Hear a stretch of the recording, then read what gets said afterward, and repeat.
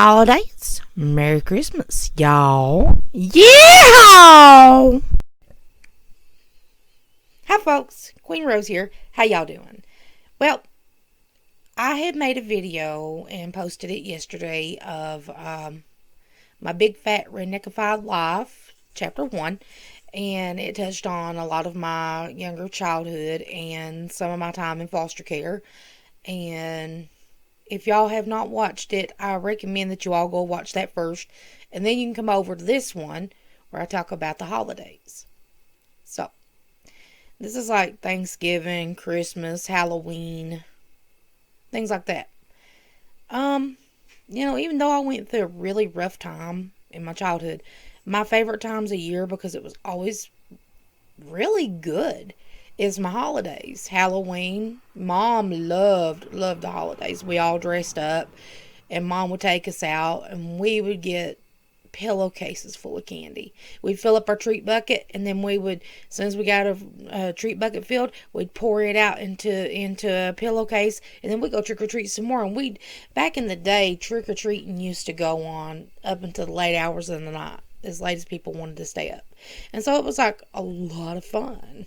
And I don't know if too many folks are going to be able to have it this year because of the Roni disease. You know what I'm talking about. Which stinks. But Halloween, that's beginning, my first favorite one. And Mom always had like scary movies ready for us. And when we got back from trick-or-treating, no matter how late we came back, and she'd pour out all the candy and she'd check it as we was sitting there eating it. And we'd help her check it, but we probably should have just let her check it. And she'd pop a ton of popcorn, and we would sit there under a blanket eating candy, eating popcorn, watching spooky movies until we all fell asleep. Most of the time would fall asleep on the couch. And I really, really, really, really love Halloween. And then coming to Thanksgiving now, in my previous video, I discussed how times were lean, and we didn't get to eat a whole lot, or didn't have a whole lot of variety in our diet. So, Thanksgiving was awesome because my mother, she would make sure that we had a huge spread on the table. I had a brother that didn't like turkey, so she made ham. And everybody else that liked turkey, she would make a turkey for them. So she would get up like 2 or 3 o'clock in the morning and just start cooking. And she would do ham and turkey and homemade stuffing and rolls and corn and just all the general goodies. And she would make homemade cakes. And my favorite was the apple stack cake that she would make. She made that for Christmas, too. It was called apple spice stack cake, I think. Anyway, we just called it apple stack cake. And what she would do is she would take applesauce, and she would put red hot cinnamon candies in it. Those little bitty red hot cinnamon candies. She would put a ton of those in there, and then she put a ton of brown sugar and mix in that applesauce. And then she would bake layers about an inch thick of the yellow cake mix. And what she would do, well, sometimes she made her own batter, but there was times I seen her use the yellow cake mix. And she'd bake thin layers, and then she would pour that hot stuff, the hot apple stuff, while it was still hot, over top of it. But when she would cook the apples, she would cook them slow on the stove, and I'm telling y'all how to make apple stack cake the old-fashioned way, all right, people? Well, I mean, not from scratch, like cooking your own apples, which I have done, and I can do. And if you're gonna cook your own, get sour apples. Like, the more sour the apples, like Granny Smith, top notch for the apple stack cake. But if you're gonna be lazy-fied, just get big cans of applesauce, put it in a big pot, taking those cinnamon red hot candies, and pack it down with those. And then put a ton, like, I seen her use a big bag of brown sugar and plop it in there and mix it up as it cooked, and it would turn this really, really deep, rich brown color. And then after the cake's baked, The cake didn't have to be hot, but the apple stuff has to be so it soaks into the cake. And she put a layer of cake down, she poured some of that stuff on it, and then she put another layer on, and then she poured more of that stuff on it while it was still piping hot, and then she would let it set overnight.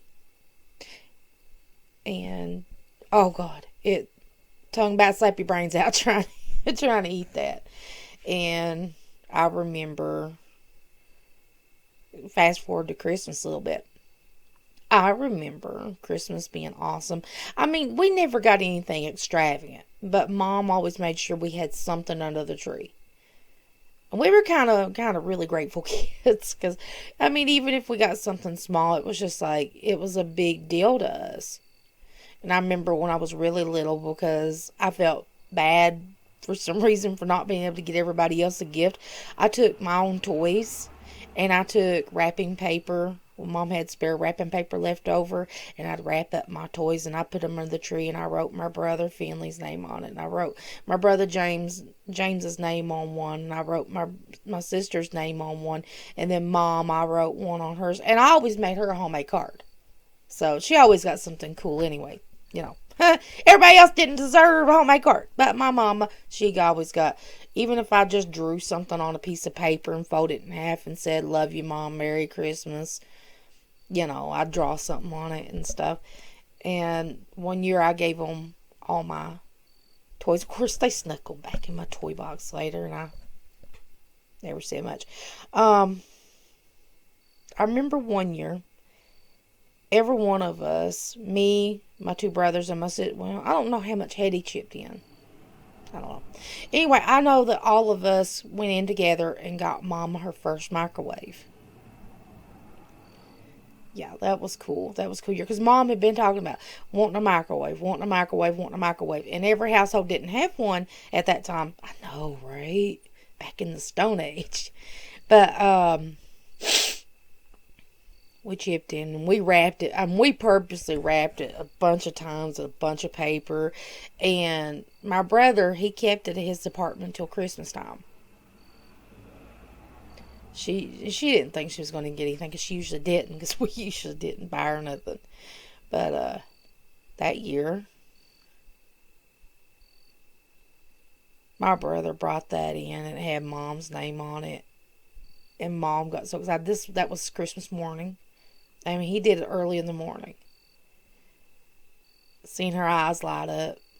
Because we had opened up all our presents and stuff, and then Mom again didn't think she was getting anything, and seeing her eyes light up when she opened that, and she realized it was her very first microwave, and she's like literally that was her face, and she's like, there was a picture of her, but during foster care, a lot of the pictures got lost, so I don't have it anymore, but she literally had a wad of wrapping paper in her hand, and she's in the picture, and she's smiling so big, and she just started ripping into it. And this microwave had something that came with it. I don't know if my brother put in it. I don't know if my brother put it in there or if it came with the microwave, but our first bag of microwave popcorn. Right? It was Orville Redenbacher. That's how I remember it. And Mom, she loved popcorn. And she's seen that. And she was reading the instructions on how to do it. And she was just watching in amazement. Because she went and immediately plugged her microwave up. And she decided she's going to pop her some popping corn. And just to see her watching in amazement. Like, wow. And then she took between me and my sister and herself, and she split up the popcorn a little bit in between us all, and we all, me, her, and my sister, shared the popcorn.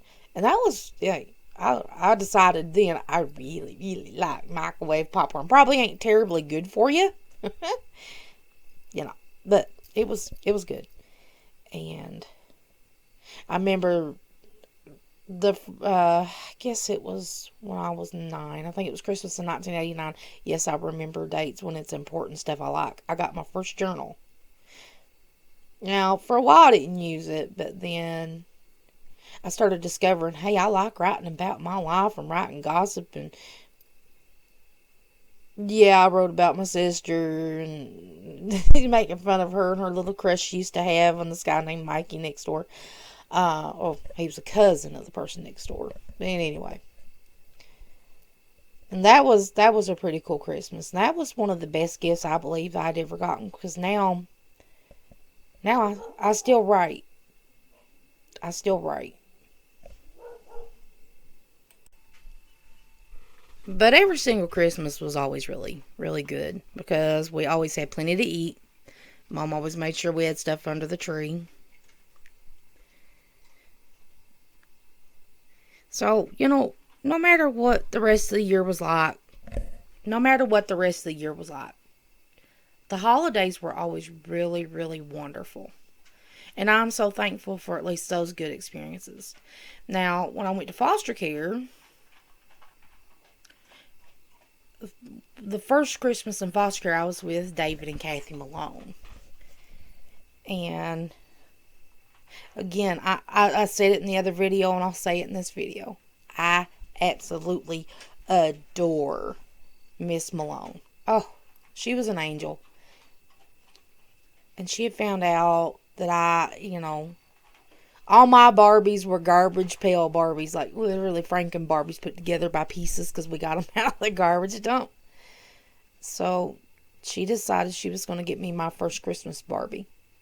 And this was a beautiful Barbie. Had this big red dress with the white fur trim, like the Santa stuff, and had a little hat with the white fur trim. And I mean, yeah, I was 13, but I absolutely, to this day, I still love Barbie. But for her to be that thoughtful, and then she had given me a bracelet that had my name engraved on a little heart, and God, I miss that woman. And she had a big, real Christmas tree in the living room, and it smelled so nice. And she had a big meal, and that was a good time. And then I remember Christmas in the group homes. Now you would think that Christmas in the group homes were terrible, but it really wasn't. I remember one of my favorite Christmases. I was at Blunt County Children's Home in Maryville, Tennessee, and they told us to write a wish list on things we wanted, right? So I wanted a keyboard, one of those musical keyboards with the preset songs and stuff, and I wanted this crap called GAC. Yeah. And I wanted a couple other things, and they actually got it for me. And I remember at the group homes, there were people that would take us out clothing shopping. And hello, Luna.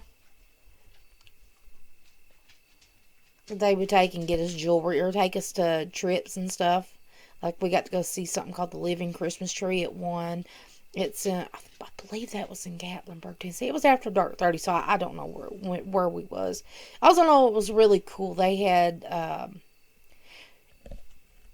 people in these. They built it up in steps, and where the choir could be like in steps, but it was painted green like a Christmas tree, and it's like one person on top, and then three people, and then so forth until there was a whole row of people at the bottom, and it was lit up like a Christmas tree. As they sang, the lights would flicker at different parts and stuff, and I've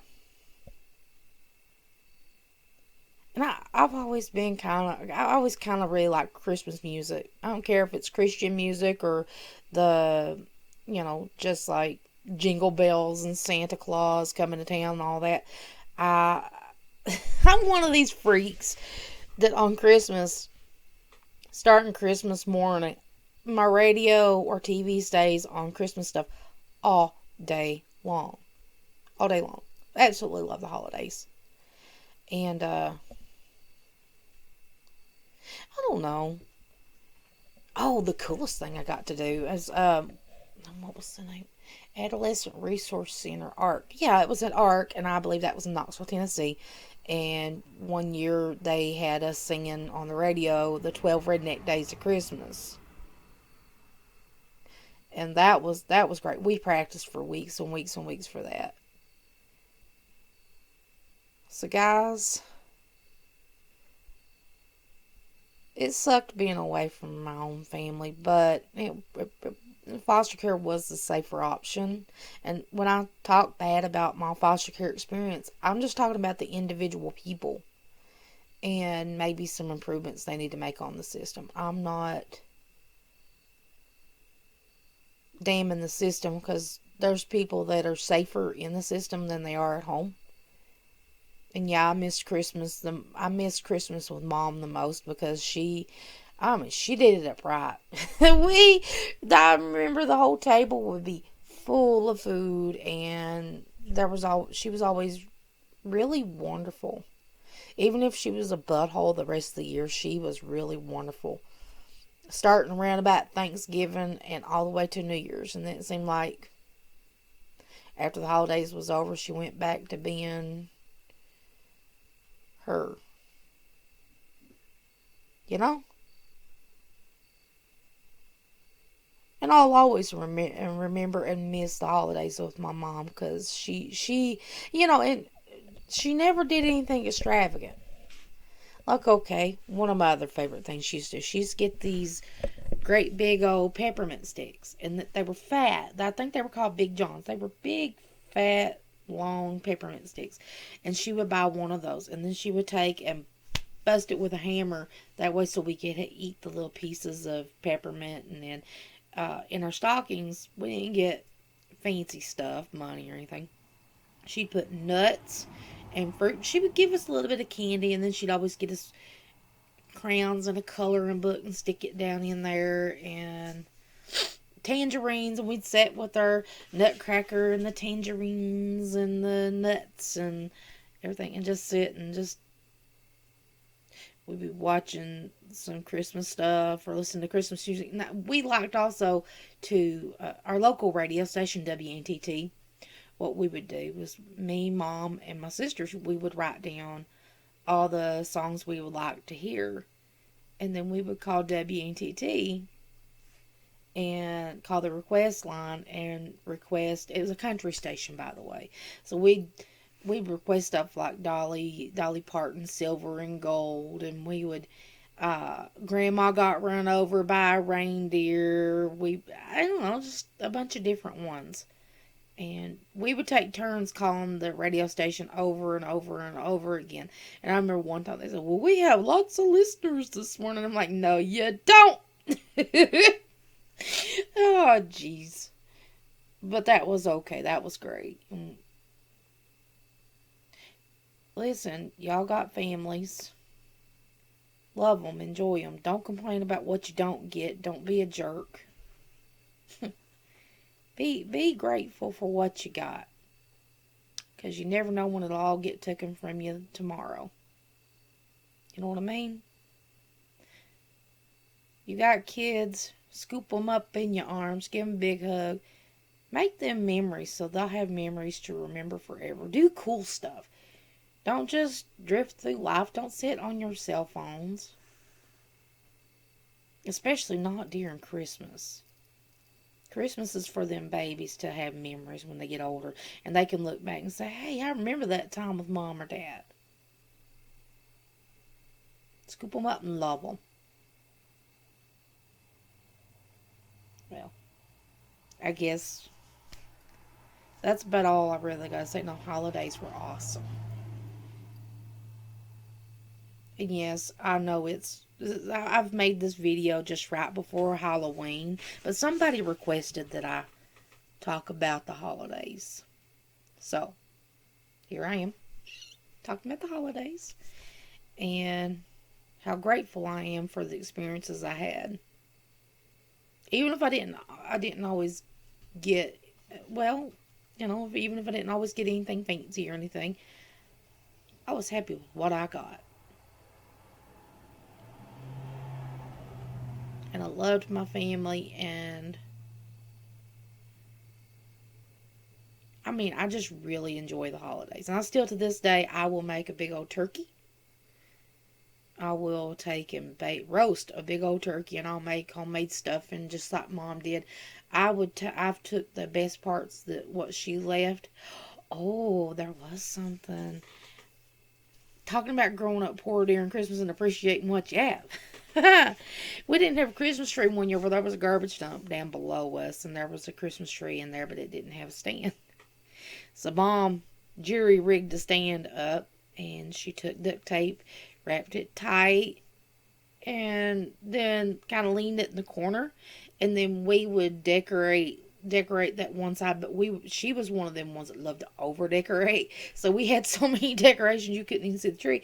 Problem with it was, if you barely hit the table, the tree would fall over. And me and my sister, we had a song. I know it's naughty, but we had a song that or I think I made it up, and I think Katie sung it with me once, maybe. But I know I thought it was hilarious.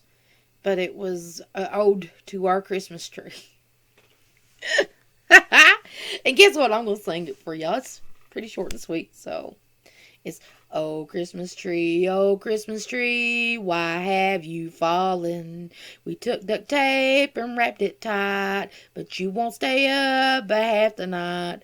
Oh Christmas tree, why have you fallen?